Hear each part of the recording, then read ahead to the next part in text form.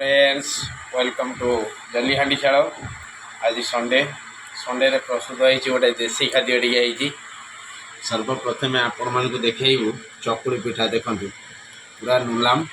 यहाँ हूँ रुमाल चकुड़ी पिठा, पूरा रुमाल भाया पतला। यहाँ चकुड़ी पिठा सांग को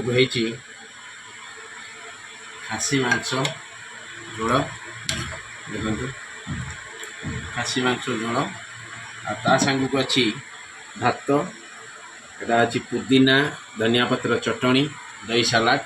आसतु सर्वप्रथम आम खाइबा देखा टेस्टा केमी।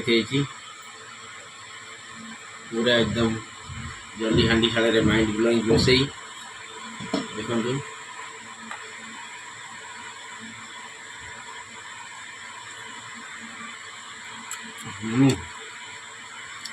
पूरा यहाँ देसी खाद्य, पूरा धनिया पुदीना चटनी ता सांग को जो आमर रुमाल भली चकुड़ी पिठा देखु केते स्मूथ और पतला। सागे मटन सांग को माइंड ब्लोइंग। जी आम चैनल आपण मानक भल लगुव लाइक कमेंट सब्सक्राइब करेंगे। रोची जय जगन्नाथ।